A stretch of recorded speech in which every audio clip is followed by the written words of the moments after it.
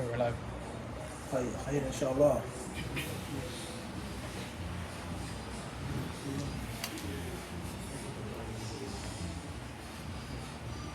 بسم الله الرحمن الرحيم. الحمد لله والصلاة والسلام على رسول الله وعلى آله وصحبه أجمعين. أما بعد. السلام عليكم ورحمة الله تعالى وبركاته. Tonight's lesson is on Lu Lu Wal Marjan فيما اتفق عليه الشيخان, and we're still in Kitab al-Hajj. And obviously, Hajj for this year has been performed, has been conducted, inshallah successfully, inshallah in a valid way, and most importantly, we don't say inshallah, we ask Allah to accept the Hajj of our brothers and sisters. Ameen. However, that does not stop, nor does that interrupt what we have started. And when you're studying a book from cover to cover, you're going to study the book from cover to cover indiscriminately. We start here and we keep moving. If we're in the month of Ramadan and we're still studying the same book, we're going to be discussing the chapter of funerals, even though it's in Ramadan. If you want to stop the class, do a seasonal class, seasonal lectures, seasonal Q&A, that's fine. But a book that's being studied throughout the year is being studied, what? Throughout the year. From the benefits behind this, first and foremost is just consistency, continuity, continuing the book, right? And actually walking away from a class and having the ability to say, I finished the book. And that's something I would humbly say is relatively rare nowadays. Most people don't do books, they don't finish books. A little Iman booster, laughing that, blah, blah, blah, LOL, this, and that, mashallah, mashallah, mashallah, and then that's it, right? And the importance of having knowledge base, scientific base to your classes and to your dawah, let alone structure. Okay. Also, is that when you don't jump into the seasonal stuff, it prevents, it's not saying that you can't do the seasonal stuff, but that prevents the seasonal Muslims and the seasonal Islam.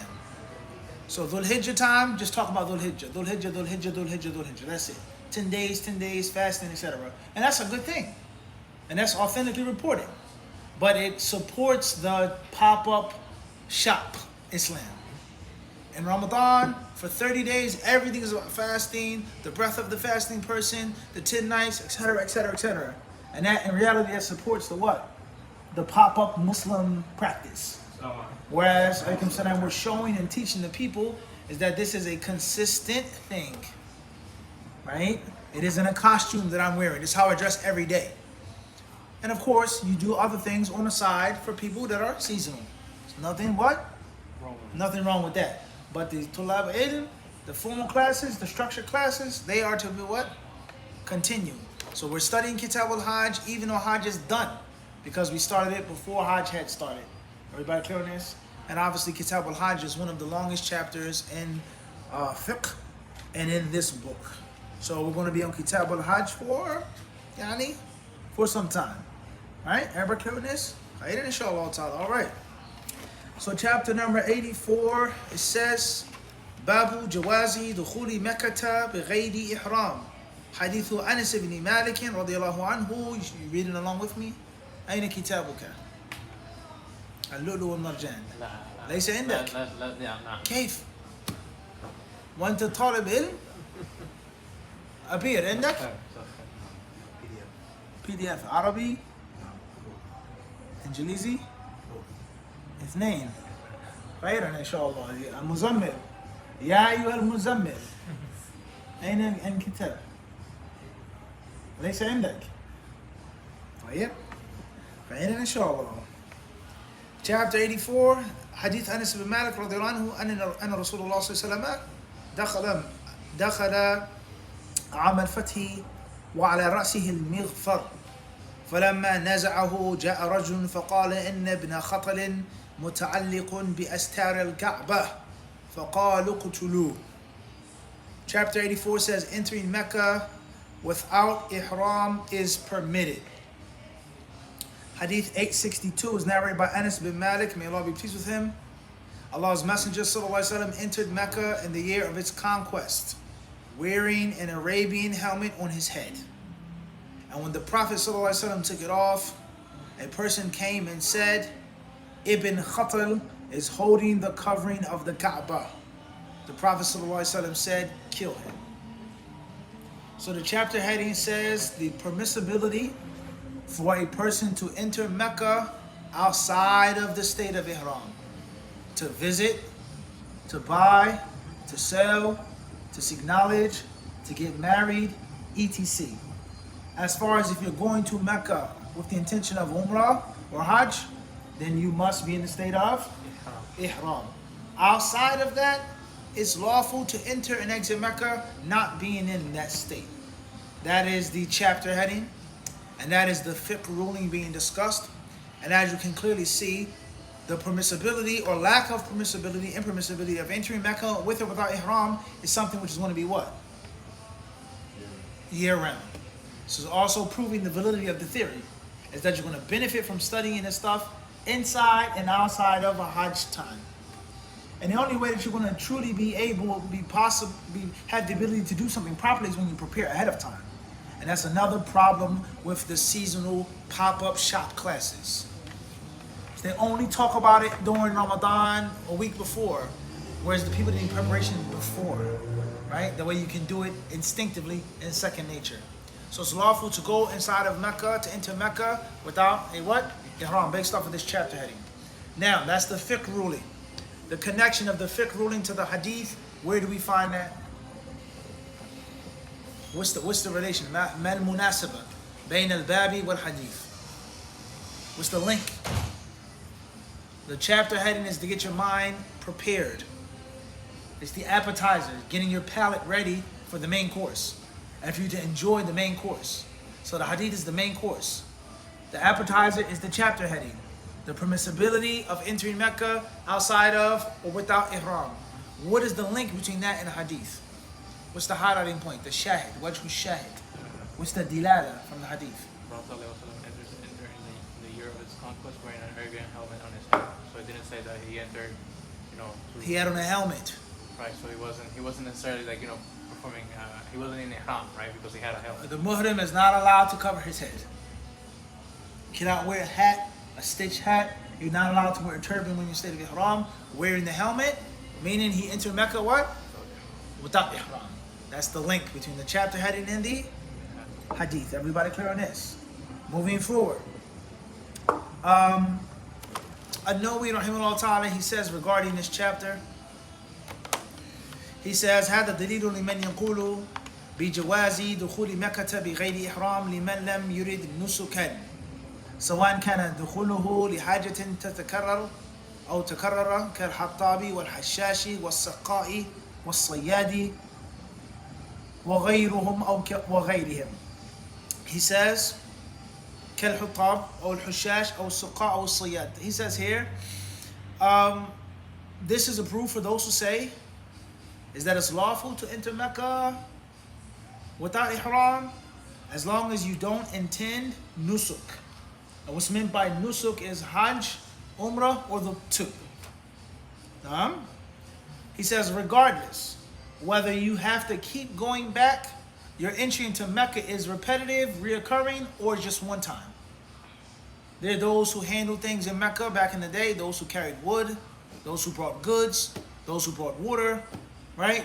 People who were security, whatever the issue is, someone has to keep going back and forth or not. أم لم تتكرر كالتاجر والزائر وغيرهما.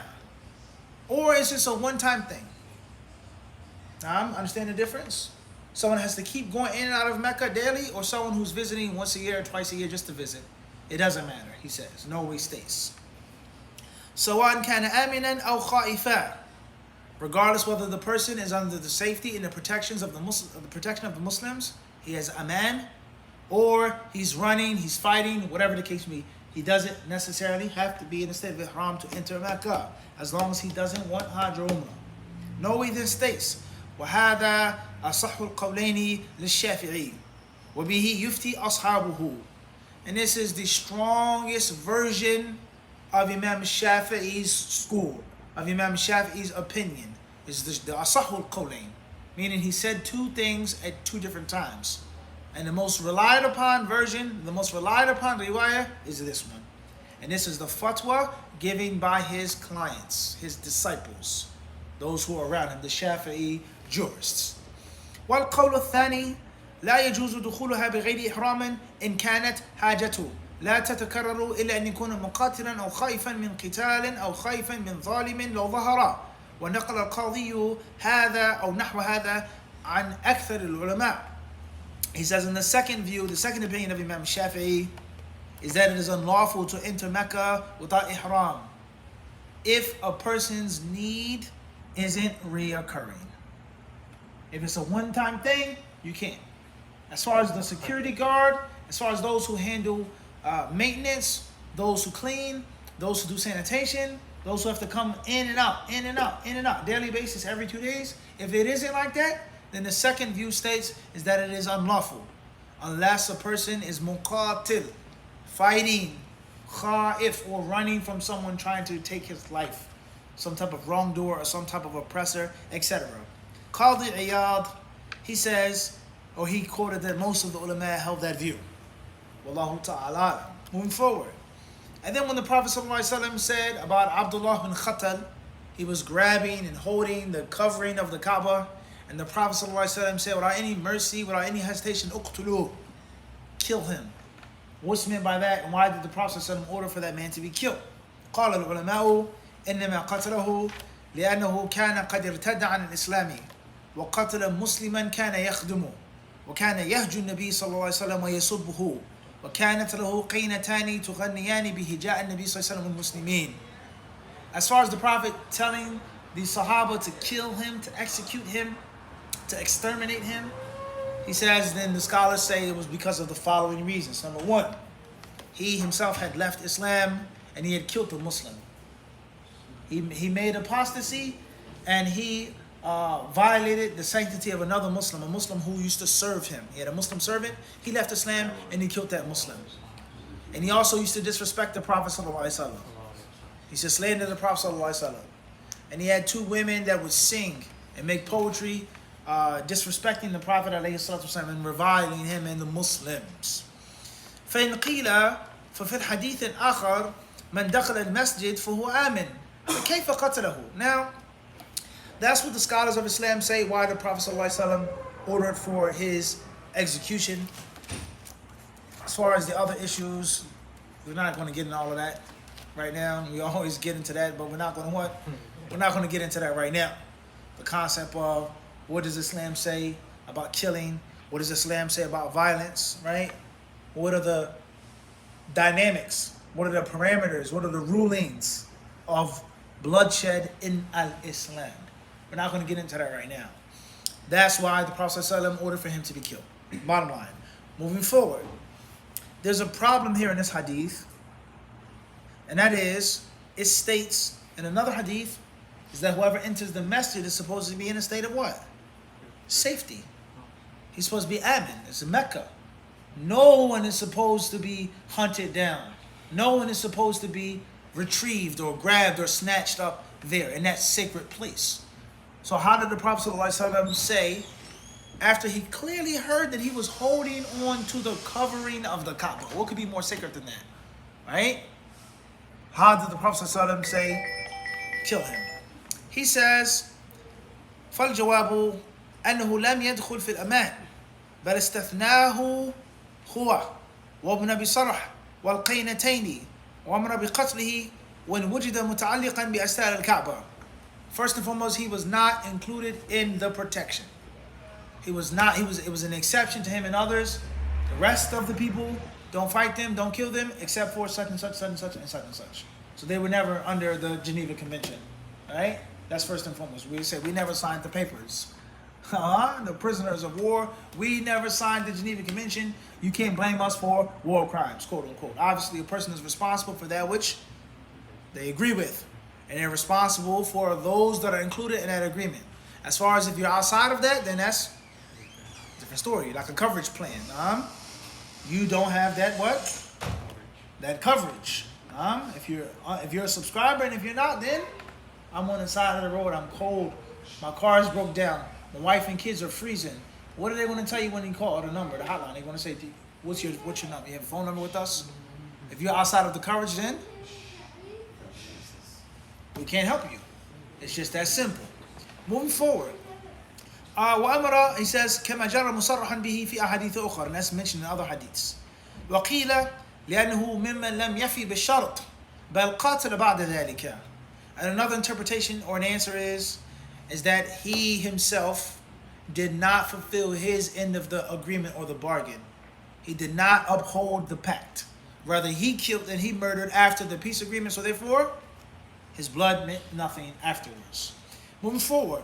وفي هذا الحديث حجة لمالك والشافعي وموافقيهما في جواز إقامة الحدود والقصاص في حرم مكة، وقال أبو حنيفة لا يجوز، وتأول هذا الحديث على أنه قتله في الساعة التي أبيحت له، وأجاب أصحابنا بأنها إنما أبيحت ساعة الدخول حتى استولى عليها وأذعن له أهلها، وإنما قتل ابن قتل بعد ذلك والله أعلم.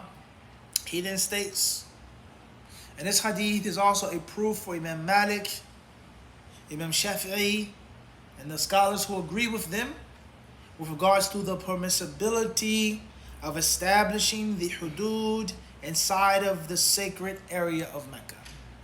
Is that the had can be implemented, life for life, qisas can be implemented inside of the haram area. It can be done. As far as Abu Hanifa, he held the view is that it can't be done. Is that it's unlawful for any had or any qisas to be done in this sacred area.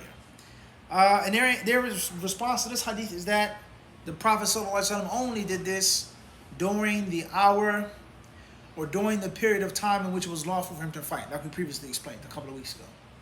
And obviously the counter argument against that is that the Prophet ﷺ entered Mecca and that fighting hour was already done, as it clearly states.